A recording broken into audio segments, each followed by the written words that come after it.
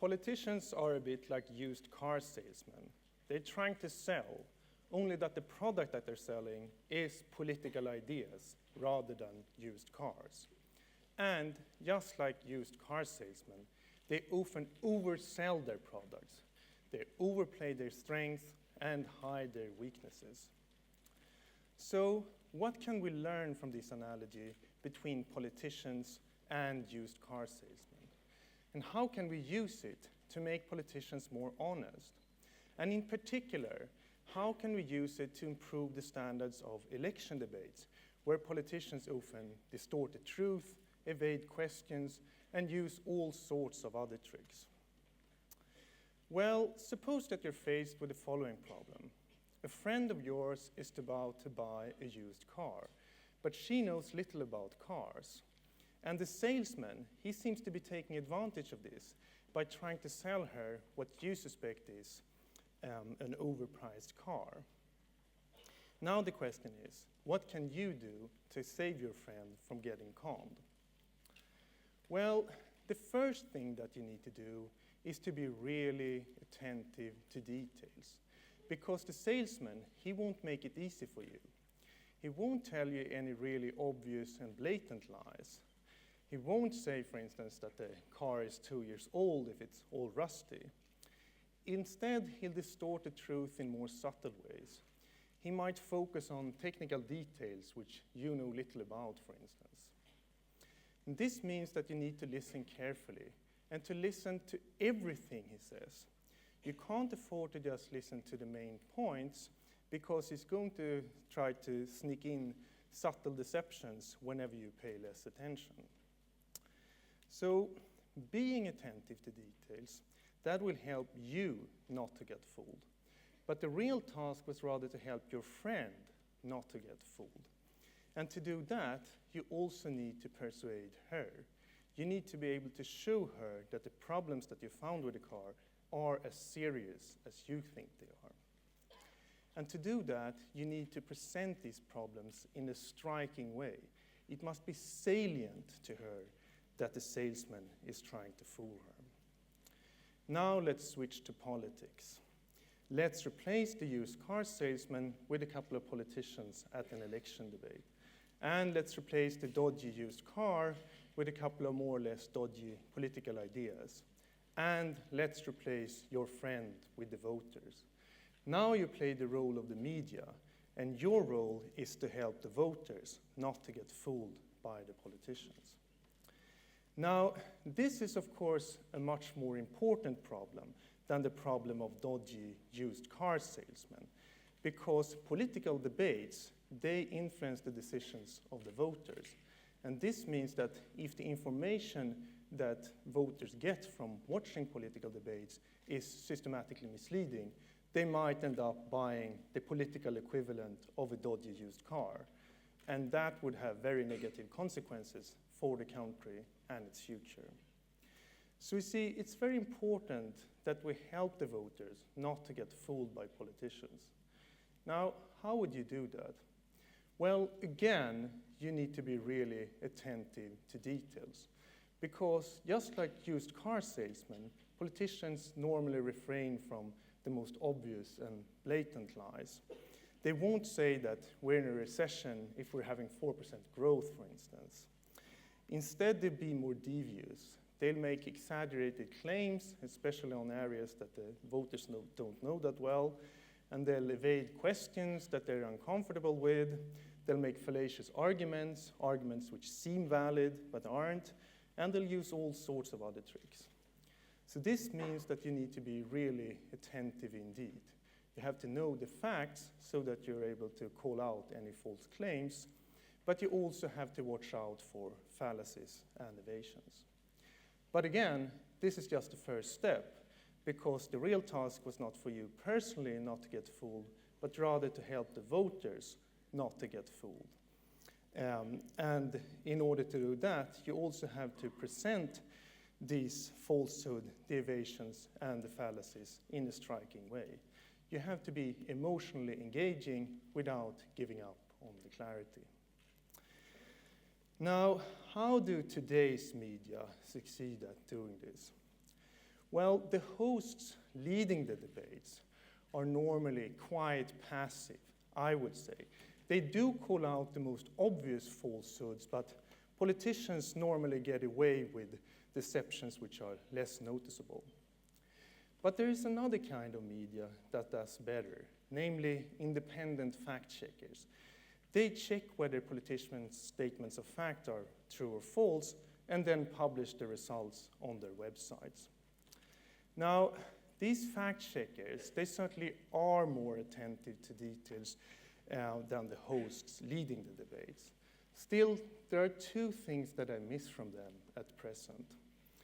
Firstly, they only focus on false statements of fact, but there are many other ways in which politicians mislead and deceive. They make fallacious arguments, they evade questions, and they use all sorts of other tricks. And we must call out all these other tricks as well. In other words, we need to do argument checking in addition to fact-checking. Second, fact-checking is normally published in long articles on specialized websites, and as a result, they have a fairly small readership. The format just isn't appealing enough for most people. Now, how could we do better? Well, here's a suggestion. We could add subtitles to election debates, where we point out every fallacy, every evasion, and every falsehood, sentence by sentence. Here's what that would look like. This is a clip from ITV's UK election debate in 2010, which I've subtitled in this way. And it features Labour's Gordon Brown, Tories' David Cameron, and the Lib Dems' Nick Clegg. And they're discussing whether the government should stimulate the economy or whether it should rather cut the deficit. Do that. £6 billion is one out of every £100 the government spends. Now, what small business in this recession, what big business, hasn't had to make that sort of decision? Many people making a much bigger decision. Turn it round the other way and think about it like this. Gordon is effectively saying, I want to go on wasting money now, so I put up your taxes later. Gordon, why should we pay our taxes for government waste? We've got a responsibility for the overall growth rate of the economy. We've got to get this economy moving forward. You can't do it with private investment alone. The government has got to play its role. Now, next year, we'll make these bigger savings, and of course, we're going to pay for health and for education and for policing by what we do on national insurance. But this year, don't pull the money out of the economy. Don't put good people's jobs and their businesses at risk now. David Cameron. But why do you think it is, I would say, that 100 of the leading business people in this country, people who run some of the biggest businesses, like Chorus, like Logica, like Mothercare, why do they say, and they couldn't be more clear, the risk to the economy is not cutting waste, the risk to the economy is Labour's proposal of a jobs tax.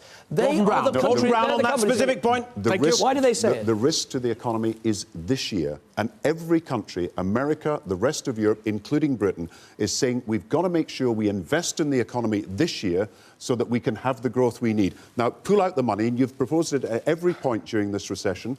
Pull out the money, and you'll have less growth, you'll have less jobs, and you will have less businesses. Now, that's the fear. We've got to take an overall responsibility for the whole economy.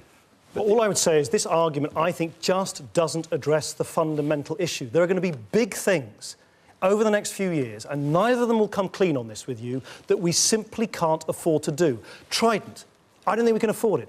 A tax on banks, I think, is now unavoidable. Tax credits. We need to look at public sector pensions. These are big decisions which we need to take. And I would like us, for once, to get politicians together to I've got the agenda, Mr. Clegg. All right. So, as I hope that you can see, my analysis is intended to be completely comprehensive.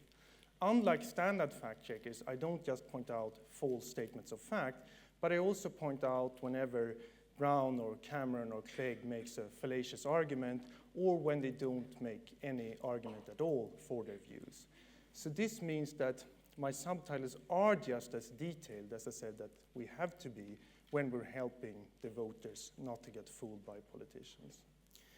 But my subtitles are also more striking than standard fact-checking, which is published in separate articles. Because here, whenever a politician makes a false or misleading claim, that's pointed out in the subtitles, just as they're saying it. So this means that my subtitles, they fulfill both of the criteria that I mentioned. They're both detailed on the one hand and striking on the other. Now, I've annotated several hours of this year's American presidential debates, and my conclusion from that work is that this clip is far from unusual. On the contrary, lots of the time politicians mislead and deceive much more than Brown and Cameron and Clegg did here. But I should point out that since my subtitles are added after the debates, there's going to be a limit to their impact because most people don't watch the debates again. And this means that my technique would be much more effective if it was employed by the networks broadcasting the debates. I think that if they use this technique, if they subtitle debates in this way, that would have quite an effect on politicians' tendency to mislead and to deceive. But there's an objection to my argument that I sometimes get, and that is that politicians mislead and deceive on such a massive scale that this problem is just impossible to solve. Well, as you would perhaps expect, I don't buy this objection. And to see why this problem could be solved, let's return again to the analogy with the used car salesman. Is it impossible for you to make him tell the truth? No, of course not.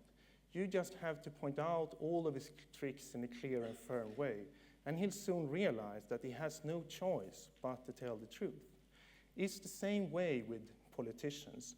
If your analyses are sufficiently detailed, they'll realize that they just have to stop misleading and deceiving. The strategy that works against used car salesmen should work against politicians as well. You just have to make them feel as if they're being watched by an all-seeing eye which sees every minor transgression that they make. So we see that this problem could be solved. And if we don't solve it, if we fail at making politicians mislead and deceive, then that's because we don't care enough, because we're unwilling to take the necessary steps to solve it. If we really wanted to, we could revolutionize the way political debates are run. Now, that would play at the advantage of rational and intellectually honest politicians. And few things could be more important. We desperately need more rational and intellectually honest leaders to solve the big problems of the 21st century. Election debates free from deceptions is the first step towards getting such leaders. So there's every reason to start working towards getting such honest and truthful debates. Thanks.